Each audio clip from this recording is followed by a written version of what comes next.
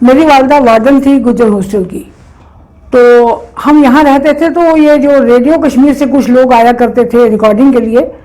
तो एक दिन इत्तेफाक हुआ कि मैं तो जानती नहीं थी, मेरे मदर किसी को डांट रही थी, तो उनको कह रही थी कि आप बगैर परमिशन के क्यों आए। तो इसी दौरान में एक हुआ करते थे चौधरी सरवरी कसाना, वो हमारे घर आ गए। तो ये 1976 के एंड की बात है। तो वो आए तो उन्होंने कहा कि मेरी वालदा से कि मैं आपसे कुछ अर्ज़ करने आया हूँ। तो उन्होंने कहा बताइए क्या। तो उन्होंने हमारा ये जिया साहब के मुतालिक उनसे बात करी। तो 1977 1 नवंबर को हमारी शादी हुई। जी जी। तो आपको कैसे थे जिया साहब? जिया साहब तो बहुत ही खुश इखलाक और बहुत ही नरम तबीयत के इंसान थे। उनके माथे पे कभी शिकन नहीं आई। उन्होंने कभी किसी को कोई ऐसी ऊंची आवाज़ से बात नहीं करी। तो मेरी ज़िंदगी तो उनके साथ बहुत ही अच्छी रही।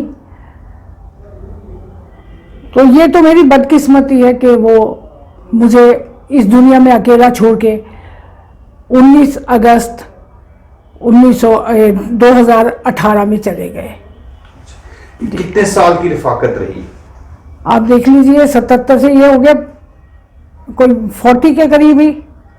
40 साल। जी 40 साल के करीब। तो जिया साहब से जब मेरी शादी हुई तो जिया साहब अपनी ज़िंदगी के कुछ ऐसे वाक़ात सुनाते थे कि मैंने कैसे पढ़ा, मैंने क्या किया। तो उनकी वालदा जो थी वो इंदिरा गांधी की डायरेक्ट वो डेलीगेट थी, वो डेलीगेशन में थी। तो वो आया जाया करती थी। तो मेरे जिया साहब सुनाते थे जब मैं स्कूल के लिए निकलता था तो मुझे पैदल आना पड़ता था दमाने तक। वो दमाने तक जाते थे नहर क्रॉस करके, तो उन्होंने पढ़ना। और कहते थे कि उस वक़्त वहाँ पावर का कोई इंतज़ाम नहीं था। तो कहते हैं कि मैं जब भी कभी याद करता था, बैठता था, तो मैं वो लाइट हुआ करती थी उसमें जाके बैठता था, जो स्ट्रीट लाइट वगैरह जहाँ पर भी थी। उसके बाद उन्होंने ऐसा ऐसा मैट्रिक डबल प्रमोशन नहीं, उनको आमतौर पे डबल प्रमोशन 2-3 क्लासेस में मिली। तो फिर चौथी बार भी उनको दे रहे थे, तो उनके वालिद ने और वालदा ने और बाकी एक टीचर ने कहा कि नहीं, अब बहुत हो जाएगा, ये बहुत छोटा है, तो इसलिए इसके आप ये मत करो, इनको अपने उस पर सीखने दो और ये पढ़ाई जो करेंगे इनकी अच्छी पढ़ाई होनी चाहिए। इसके बाद ये दमाना स्कूल से निकलकर अपनी वो करके मैट्रिक कंप्लीट करके तो साइंस कॉलेज में यहाँ आ गए। इन्होंने फर्स्ट ईयर सेकंड ईयर किया। एमएम कॉलेज में भी इन्होंने पढ़ा। एमएम कॉलेज में अपने बीए कर लिया और उसके बाद एलएलबी किया।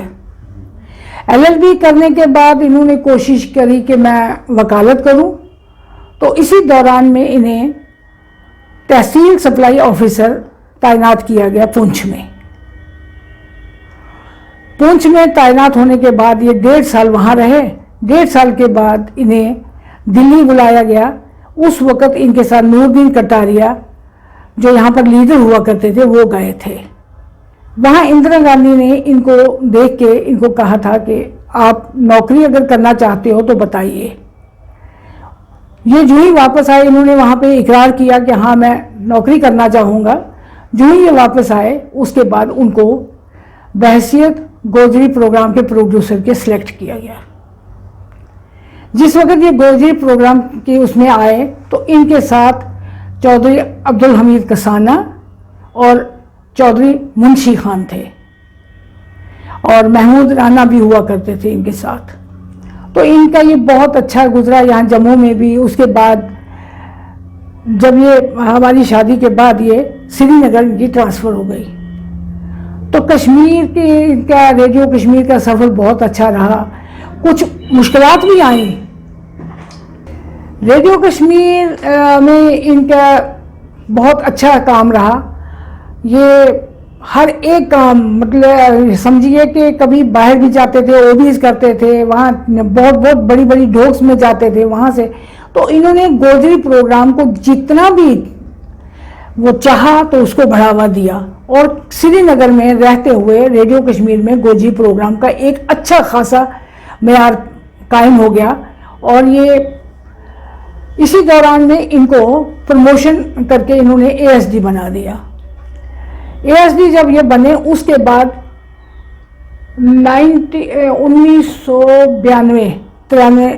1992-93 के करीब पता चला था कि इनको उस वक़्त डायरेक्टर लेना चाहते थे, पर कुछ ऐसी बदकिस्मती हुई कि ये किडनैप हो गए, इनको अगवा कर लिया गया। ये अखबारों वाले या बाहर से जितने भी मीडिया से उन्होंने बड़ी अपील करी, तो ये अल्लाह की हम पे बहुत बड़ी मेहरबानी थी कि ज़िया साहब को उन्होंने बाइज़्ज़त रिहा कर दिया। उसके बाद ज़िया साहब असिस्टेंट डायरेक्टर बने, असिस्टेंट डायरेक्टर थे, उसके बाद इन्हें एज डायरेक्टर तैनात किया गया।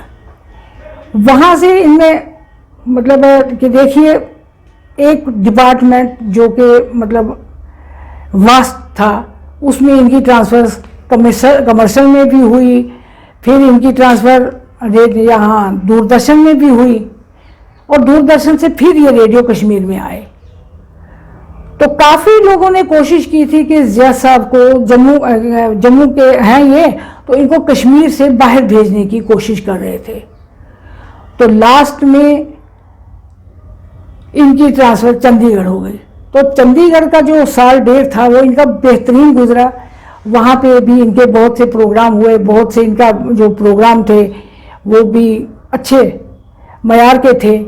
तो उसके बाद रिटायर होके ये 2008 में वापस अपने घर आ गए। 2008 के बाद इनकी अपनी वो जो ज़िंदगी थी, वो पढ़ाई लिखाई, इनका वो लिखना, किताबों में लिखना, मैगजीन्स में लिखना, और कल्चर एकेडमी के साथ जुड़े हुए थे। तो इनका ये काम जो है वो चलता रहा, मगर उनकी पहले ख्वाहिश थी कि मैं कोई किताब बना लूं, मगर अल्लाह ताला ने वो मौका नहीं दिया। तो अब मैं उम्मीद करती हूं कि जो उनकी जितनी भी चीज़ें होंगी अगर हमें मिलती हैं तो हम उनको कंपाइल करके उनकी किताब बना सकते हैं। तो ये तो एक बाहैसियत शोहर कैसे थे? वो बहुत अच्छे थे, बहुत अच्छे थे। उनकी मैं कितनी तारीफ करूं, मेरे पास इतने अल्फाज ही नहीं है, मैं क्या कहूं। वो बहुत मतलब खलूस रखते थे, उनको मतलब इतनी इज्जत देते थे कि मैं सोचती हूँ कि और कोई नहीं होगा ऐसा। बाप बहैसियत बाप वो बहुत शफीक थे। तो ये बहुत बड़ी हमारे लिए जो है, मेरे लिए और मेरे बच्चों के लिए ये बहुत बड़ा एक नुकसान है जो अल्लाह ताला, हमने तो अल्लाह पे भरोसा रखा, अल्लाह पे अब शुक्र करना, अब क्या कर सकते हैं। जो ज़िंदगी में एक बार ज़िंदगी में आता है उसे जाना तो है ही। तो कश्मीर रह के जम्मू को याद करते थे क्या? हाँ, जम्मू को याद करते थे, पर उनका इतना बिजी शेड्यूल था कि वो कभी इस चीज़ को वो नहीं करते थे, हमें नहीं जाहिर करते थे। आते थे, जम्मू आते थे, फिर कश्मीर भागते थे, कहते थे नहीं कश्मीर में रहूँगा, कोई काम करूँगा। हाँ, मेरी बेटी का जो बड़ी वाली है उनका नाम है खुजिस्ता ज़िया, दूसरी है हुमैरा ज़िया, और तीसरी है सिद्रा ज़िया जी। जब गुस्से में होते थे क्या करते थे? गुस्से में मैंने तो कभी उनके चेहरे पे गुस्सा देखा ही नहीं।